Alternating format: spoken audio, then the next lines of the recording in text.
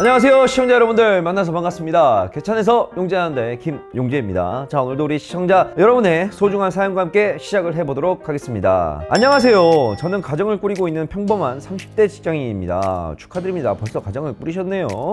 주식한 지는 2021년 초에 시작을 해서 2년 정도 되어가고요. 100만원으로 시작해서 벌고 잃고 돈 생기면 다시 주식 통장에 넣고를 반복하며 1년간 160만원의 손실을 봤었습니다. 아주 잘하셨어요. 160만원의 손실을 봐서 잘했다는 소리가 아니라 소액으로 그렇게 시작을 한 부분에 대해서 굉장히 저는 칭찬을 드리고 싶습니다. 이게 항상 내가 주식하면서 주식 초보자들은 일단 100만원 갖고 시작을 해가지고 그 돈을 가지고 해보고 싶은 거 다 해보라고 얘기를 하잖아. 근데 이게 그래, 용재 형이 말리기에 일리가 있어, 나도 한번 해봐야지 라고 생각을 하면서도 실질적으로 그렇게 실천하기가 굉장히 어려워. 왜 100만원 갖고 하면 감질이 나서 안 되거든, 사람이. 야, 우리도 그 게임 사이트들 고스톱 머니 칠 때 걔네들이 뭐 한다고 점당 100원, 점만 만원 이렇게 점당 10만원 이렇게 등급을 나눠갔겠어. 만원짜리 치는 거랑 10만원짜리 치는 거랑 느낌이 다르거든. 똑같은 거야, 주식시장도. 그래서 막 100만원 갖고 하게 되면 굉장히 돈을 잃는 건 생각 안 하고 수익을 보는 것만 생각하기 때문에, 야, 내가 100만원에 예를 들어서 10% 수익이 나오고 10만원 벌었어. 와, 그러면 10만원을 감지덕지해야 되는데, 사람들 생각이 그런 생각을 하는 게 아니라 뭔 생각이 드는 줄 알아? 야, 내가 만약에 1억을 투자했다. 1억에 10%면 1000만원 버는 건데, 야, 10만원 버는 거랑 1000만원 버는 거랑 같아? 완전 느낌이 다르지. 그래서 이게 이성과 감성이 주식은 굉장히 공존하기가 어렵다는 거야. 그게 나쁘다는 건 아니야. 왜? 당연히 그렇게 되기 때문에. 왜? 나도 그렇게 해봤기 때문에.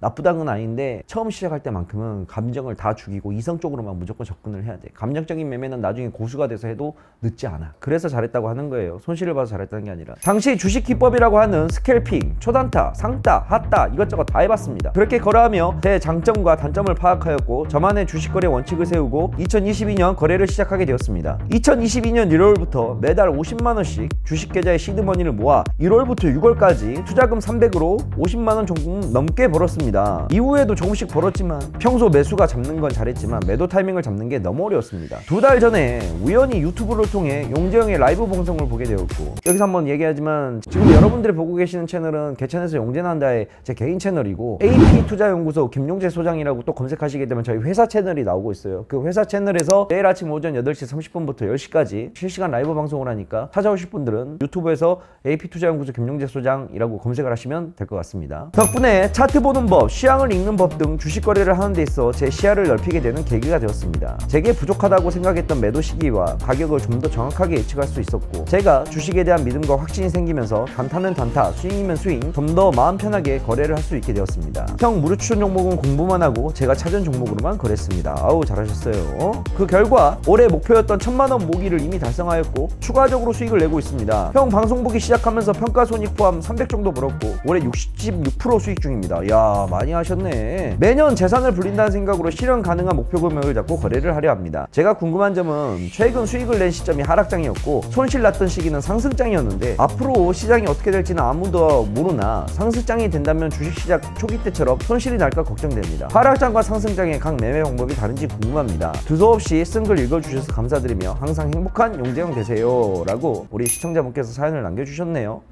이분은 하락장일 때 오히려 수익을 받고 상승장일 때 손실을 본대. 그래서 상승장일 때는 어떤 식으로 매매를 해야 되는 건지 그 점이 궁금하신가 봐. 이렇게 가기도 쉬운 일이 아닌데, 남들이 다 예스라고 할 때 혼자 노우라고 할 수 있는 그런 투자법인데, 본인의 투자법이 제가 어떤 식인지 모르겠지만 하락장에서 수익을 내고 상승장에서 손실을 내는 게 좀 의아하긴 하는데, 글쎄요, 제가 이제 뭐 우리 시청자님이 매매를 어떤 식으로 하는지 정확하게 모르기 때문에 정확하게 짚어드릴 수는 없겠지만, 상승장과 하락장의 매매 방법은 엄연히 다릅니다. 엄연히 달라요. 자, 이걸 생각해야 돼요. 상승장하고 하락장하고 제가 23년간 주식시장을 겪으면서 가장 느꼈던 큰 차이는 뭐냐면, 상승장일 때는 와, 여기서 더 올라갈까? 라는 생각이 들잖아? 더 올라가. 예를 들어서 어떤 테마가 발생을 했어. 근데 상승장의 가장 큰 특징은 뭐냐면 테마가 절대 안 끊긴다는 거야. A라는 테마가 움직이게 되면 그 다음 얘가 끝나게 때쯤에 바로 B 테마가 움직이고, B 테마가 끝날 때쯤에 C 테마가 오고, 계속 테마의 상승이 변환이 이루어지면서 계속 시장을 끄집어 올려. 그 와중에 가장 크게 움직인 것들이 뭐냐? 시장을 끌어올리는, 특히 코스닥 시장에서 제약바이오가 그렇게 많이 움직여. 시장에서 코스닥의 상승이 나오기 위해서는 제약바이오가 가장 먼저 움직여. 왜? 제약바이오가 왜 가장 먼저 움직일 것 같아? 실적이 좋아서? 아니야, 제약바이오 보게 되면 실적 없어. 근데 얘네들이 왜 그냥 투기 세력들이 그렇게 많이 모이기 때문에 묻지마 투자가 가장 많이 이루어지는 게 바로 제약바이오거든. 미친 듯이 투자가 이루어져. 너도 나도 다 사는 그런 분위기가 이루어져. 이 제약바이오가 선도업체를 끌면서 그 밑에 이제 파생되는 수많은 테마들이 막 말도 안 되는 테마들도 막 움직이기 시작해. 그러면서 테마가 끊기지 않고 올라가. 그럴 때 보게 되면 테마가 연속성이 계속 끊이지 않기 때문에 야, 여기서 더 올라갈까? 의문이 들잖아? 그래도 더 올라가. 10중 8구. 고점에서 산다 하더라도 크게 손실을 보지 않아. 그게 상승장에 대한 거야. 근데 하락장은 완전히 달라. 하락장은 테마가 거의 없어. 당연한 얘기겠지만 테마가 거의 없고, 테마가 발생한다 하더라도 테마의 연속성이 없어. 왜? 테마가 발생을 하잖아? 그러면 초창기에 반짝 올라가고 테마의 길이 자체가 짧아. 예를 들어서 상승장일 때는 테마의 길이 자체가 한 달 동안 계속 올라가는 케이스들도 있고 2달 동안 올라가는 케이스들도 있어. 근데 하락장일 때 테마들이 움직이면 끼케야 2, 3일이야. 반짝 올랐다가 다시 다 떨어져. 가장 큰 이유가 뭘 것 같아? 아니지.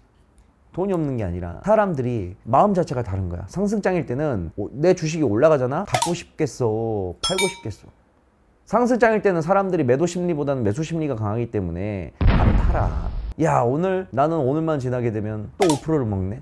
또 참고 기다려봐야지. 내일 지나게 되면 또 5% 먹겠지. 이런 생각들이 있기 때문에 안 팔아, 주식을. 근데 하락장일 때 테마가 움직여갖고 내 종목이 잠깐 움직이잖아? 손실 조금이라도 줄였을 때 팔자. 이게 웬일이야? 갑자기 왜 올라가는 거야, 이게? 이해가지? 그래서 매도 심리 자체가 상승장일 때와 하락장 자체는 완전히 다르기 때문에 보유 기간 자체도 굉장히 짧아지느냐 길어지느냐의 차이가 있는 거야. 상승장과 하락장일 때. 그게 상승장과 하락장의 가장 큰 차이점이야. 매도 시점이라는 거는 늘 그렇지만 전반적으로 그래. 나는 이제 뭐 종목을 들어갈 때 어느 정도 목표 수익률을 잡고 들어가지만, 예를 들어서 내가 어떤 종목을 들어갈 때 목표 수익률 한 15% 잡고 들어가. 근데 상승장일 때 15% 달성했어. 팔아?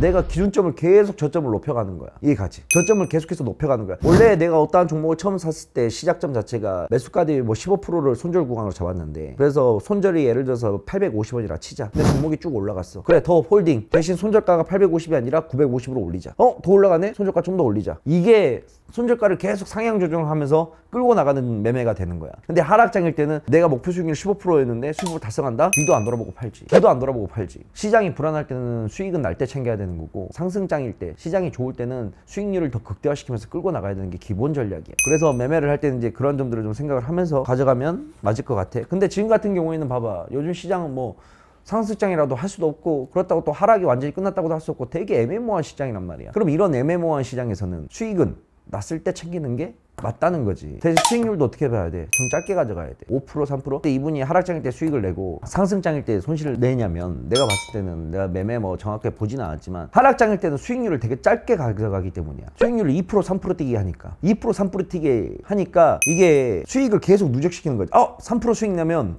욕심 안 내야지. 팔아야지. 왜? 지금은 하락장이니까. 이해가지? 근데 상승장일 때는 3%, 4% 수익이 났어. 그러면 팔아, 안 팔아? 안 파는 거야. 왜? 상승장일 때는 더 올라가겠지라는 생각이 안 팔았다가 그게 갑자기 꼬꾸라지든가, 그래서 그게 몇 번 반복이 되다 보니까 손실이 있는 거지. 상승장일 때는 기본적으로 개별 종목들을 들어가는 게 아니야. 무조건 테마 따라 들어가야 돼. 테마 따라서. 기업의 실적? 물론 중요하지, 상승장일 때. 기업의 실적이라는 거는 상승장일 때도 중요하고 하락장일 때도 중요해. 근데 상승장일 때는 기업의 실적 부분은 그냥 베이스로 깔는 거고, 기업이 실적이 좀 안 좋다 한다 하더라도 테마 따라가게 되면 10중 8구는 먹고 나오는 거야. 테마는 실적에 의해서 움직이는 게 아니거든. 사람들의 관계에 의해서 움직이는 게 테마거든. 지금 하락장이잖아. 지금 횡보장이잖아. 상승장이라고 표현할 수가 없잖아. 근데 이러한 장세 속에서는 테마주를 따라가는 게 아니라 개별 종목들. 이 개별 종목들이라는 건 결국 뭐냐면 실적을 보고 종목을 들어가는 게 그나마 안전하다는 거지. 예를 들어서 2차전지 관련된 종목들이 이만큼 있어. 자, 상승장일 때는 2차전지가 이렇게 있으면 2차전지가 다 이렇게 가. 다 같이. 근데 하락장일 때는 2차전지 종목 중에서 10개가 있다 치면 여기서 움직이는 거는 한두 개밖에 안 되는 거야. 이 한두 개는 뭐 때문에 움직이겠어? 기업의 실적이 받쳐주기 때문에 움직이는 거야. 그거의 차이인 거지. 하락장과 상승장일 때는. 그 점을 우리 시청자분들이 정확하게 해야 돼요. 상승장일 때 2차전지 테마가 미친 듯이 올라갔을 때가 또 있었었는데, 재작년에 2차전지 테마 올라갈 때 기업 실적 찾아본다고 물론 찾아보면 좋은 습관이지, 기업 실적이야. 근데 기업 실적이 좀 나쁘다 하더라도 같이 테마에 편성되어 있으면 수급 몰리는 거는 그냥 따라 들어가도 대충 먹어. 아무리 못 먹어도 한 10%씩은 그냥 먹을 수 있어, 쉽게. 그래서 상승장과 하락장일 때는 그러한 차이가 있으니까 매매를 좀 그렇게 해보시길 바랍니다. 저 명확한 뭐 답변은 못 드리겠어요. 왜냐하면 뭐 제가 시청자분의 뭐 매매 일지를 모르니까. 그런데 뭐 대충 제가 이제 전반적인 설명을 좀 해드렸으니까 좀 기다려 보시고요. 2020년도에 코로나 터지고 2020년도에 시장이 미친 듯이 올라갈 때 그때 주식에 대한 관심이 너무나 높아지게 되면서 주식 유튜버가 정말 많이 생겼어. 근데 지금 하락장인 근 1년 동안 그 수많은 유튜버들 지금 거의 다 사라지고 없어. 남아있는 사람 몇 안 돼. 상승장일 때는 기나 고동이나 나와가지고 막 봐라 내 말이 맞지 않냐, 내가 주식 전문가다, 내가 주식 잘한다 등등 바글바글 하지. 영상도 막 엄청 올려보면 하락장 딱 시작하고 나서 영상이 없어. 한 달에 한 번, 두 달에 한 번. 그거는 그만큼 뭐야, 시장이 하락장일 때는 버티는 사람이 없다는 얘기야. 항상 상승장보다는 하락장에 대한 걱정을 하고 잘 될 때 안 될 거를 생각을 해야 돼. 사람들이란 게 뭘 그렇지만 일이 잘 되면 뭐 하염없이 잘 될 것 같은 느낌이 들어서, 또 그렇다고 또 그게 1년 365일 계속 좋을 수만은 없어. 상승장이 있으면 당연히 하락장이 있으니까. 뭐 이번에 하락장 뭐 잘 버티고 이제 또 시장이 올라가기 시작해서 또 좋은 날이 오겠지. 좋은 날이 오게 되면 그때는 생각을 해야 돼. 아, 이 좋은 날에 좀 많이 벌어놓고 시장이 빠질 거 당연히 빠질 거니까 그때부터 좀 투자금을 줄이고 번거를 챙겨나겠다. 그런 마인드는 머릿속에 항상 갖고 있어야 돼. 주식시장은 상승장만 있을 수도 없고 하락장만 있을 수도 없고, 좋은 날이 있으면 나쁜 일도 있고 나쁜 날도 있으면 좋은 날도 있는 게 주식시장이야. 근데 우리가 기본적으로 가져야 될 마음가짐이란 건 뭐냐면, 벌 수 있을 때 벌어서 챙겨놓고 안 좋을 때는 좀 쉬어가는 거. 그런 자세가 좀 필요하다는 거지. 결국은 주식을 잘해서 오래 버티는 게 아니야. 리스크 관리를 잘해서 버티는 거거든. 주식은 결국 오래 하는 놈이 이기는 게임이야.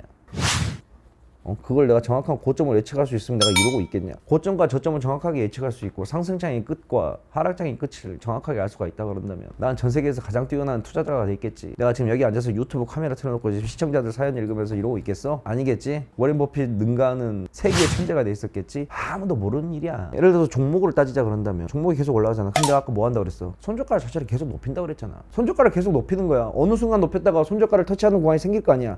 팔아야지. 거기가 내가 생각하는 고점인 거야. 이해가? 그 뒤로 시장이 더 올라간다? 그거는 그냥 내게 아니다라고 생각을 하는 거야. 시장에 대한 상승과 정확하게 하락에 대한 끄트머리는 아무도 예견을 못해.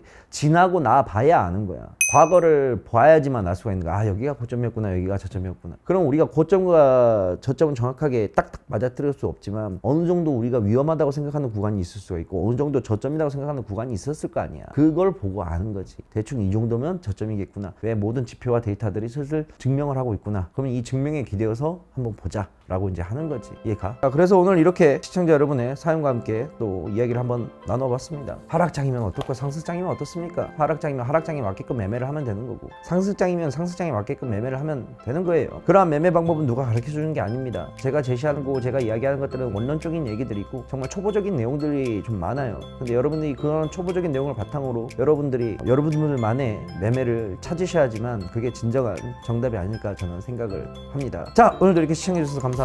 다음에 또 만날게요. 안녕. 사연 시청은 아래에 링크를 통해서 남겨주시면 됩니다. 감사합니다.